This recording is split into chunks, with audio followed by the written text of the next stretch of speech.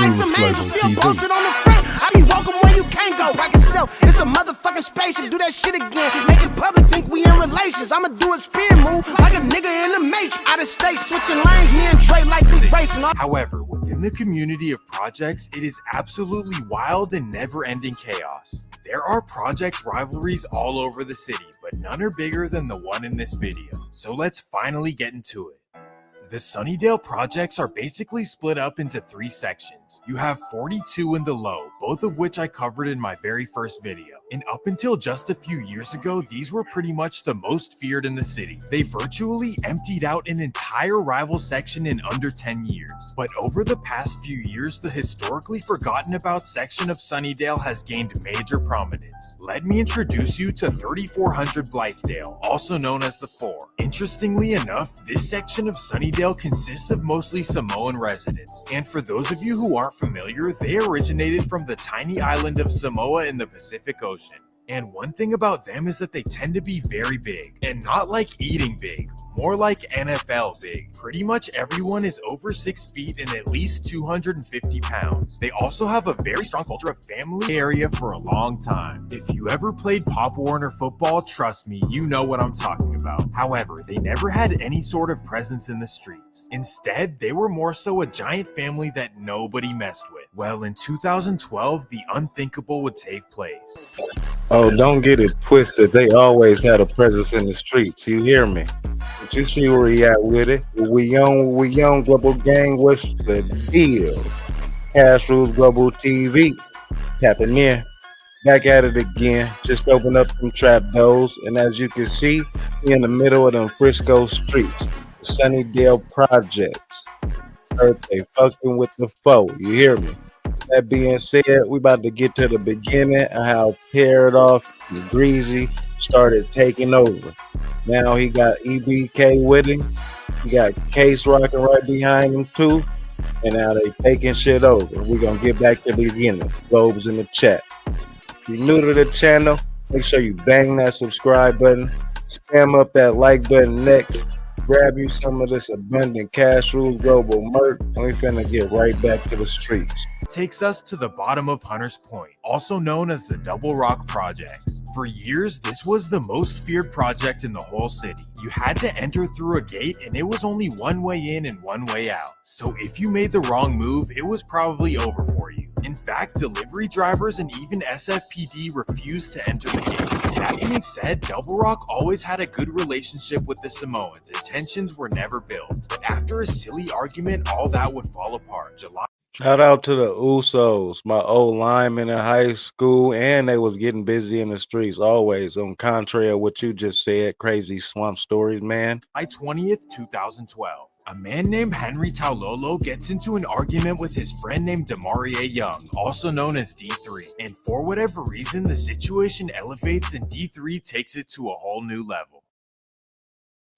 This shattered the Double Rock community and all relations were done. It got to the point where the Samoan residents of Double Rock moved over to Sunnydale and Alamany projects. And over the next few years, there were multiple serious incidents, including the 2014 passing of Double Rock member Latrell Shaw at the hands of Sunnydale man Fotu Paupau. However, everything would come to a complete halt for the time being. That's because in late 2014, the city of San Francisco decided to demolish the entire Double Rock project. And here's how it worked out. The city is legally required to provide housing to these old residents.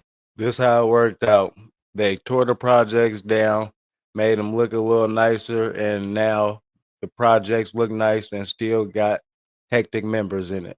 3400 Sunnydale started a new group called Terrorized. Let me introduce you to the important members. Most importantly, you have Reno Fiapoto, also known as Terrorized Greezy. And this guy is the alpha male of the entire operation and is known to instill fear in everyone. And by his side is his brother Rasas, also known as Terrorized Sauce Bang. And this guy is the brains behind everything. He just knows how to land on large portions of money. Let me put it like that. Then you have Terrorized Mo Gutta. This guy is the wildest one by far. Like, trust me, you do not want to make this guy mad. That's pretty much the original guys from Sunnydale, and they throw up a 4 to represent their block. But Tear It Off expands past Sunnydale, and the first section to join up was the Alamany Projects. And from there you have Lil Lar, who's a rapper who's hit over 500,000 views.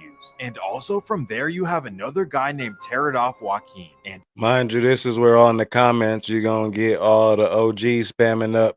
That ain't how they used to rock. Every project stayed amongst themselves, no crossovers, no nothing. But it's a new day, new play ball. altogether, Tear It Off was not focused on rivalries. Instead, stacking up money, snatching chains, and being the biggest bullies in the Bay Area was their mission. So early on, they snatched the chain of Alabama rapper OMVPs, and while in high school, Tear It Off members could be seen with hundreds of thousands of dollars in cash. And according to federal investigators, it all came from what they call crams. However, in 2017, one of their crams would go terribly wrong. By this time, Sauce Bang, Greezy, and most of Tear It Off have moved out to Antioch, California, and they happen to be attending Freedom High, a suburban school in nearby Oakley. So despite living in the suburbs, their cramming ways do not stop. So what that allowed them to do is to go to a suburban city and take over. Unseen territory, police don't know how to handle them. I done seen Greezy out here in the town in places that you can't go unless you got people accompanying you. Nigga ran in the store like he owned that bitch. It's one of the stores I rock with hard. And, went behind the counter like it was boo. I respected it. Make your motion. But that's when I knew shit was getting tricky. October 25th, 2017. Sauce Bang drives around Antioch looking for money, and on 10th Street he runs into a man named TIO Spears. Unfortunately, things get tricky and Sauce Bang takes it to a whole new level. This wouldn't be solved for quite some time and the Tear It Off madness continued, and that takes us to February 2nd, 2018. Tear It Off Greezy decides to head down to the peninsula despite being on ankle monitor. Well, of course, before going, he decided to tear it off. And for those who don't know, this is a very upscale part of the Bay Area. 11 a.m. Greezy arrives at the Millbrae Pancake House, and outside is a couple with a purse and a note bag. So Greezy hops out of the car and completes the cram. He then drives away. Well, 11 months later, SFPD took down Tear It Off. 5 arrests with all kinds of incidents all over the Bay Area. But for some reason, the district attorney decided to settle most of these cases. And as a result, Tear It Off returned to the streets in 2020. And here is where the madness starts. In early 2020, social media tension started to rise between Tear It Off and Double Rock. And Double Rock was the first to kick everything off. April 28th, 2020. Tear It Off Greezy's youngest brother Reno Jr., also known as BR, is driving from Oakland to San Francisco. Driving with him is Tear It Off Mo Gutta. Well, little do they know, a car full of Double Rock teenagers has been following them across the bridge. So right as they pass Treasure Island, the cars end up side by side. Bam. This is the moment that changed everything in the Bay Area. Double Rock and everyone they're cool with started clowning on Instagram for days after this. And this is when some new characters came out of the woodworks. A rapper named Dream Life Rizzy started putting out songs completely dissing BR and Tear It Off. And he's Y'all love Dream Life Rizzy, don't y'all? But this is when shit got tricky, like he said. Honestly a really talented rapper, but this would still be a terrible decision. And that's because Tear It Off would not take it lightly. But first, they would go on one final mission for money, and this time it was Sauce Bang. On May 10th, 2020, he crammed a local store in Oakland and ended up with $300,000 in cash. And all this money would allow Tear It Off to focus on one thing and one thing only, taking down Double Rock. And it all began on July 7th, 2020. The whole Double Rock is outside on their main block at 11 p.m., and that's when a car pulls up. March 16th, 2021. Double Rock's Derek McDougal, also known as TG, is driving in Richmond, California. This is a small city located about 30 minutes northeast of San Francisco. And being that he's outside of the city, he feels comfortable being out and about. Unfortunately, that's not the case. A car pulls right beside him. Bang.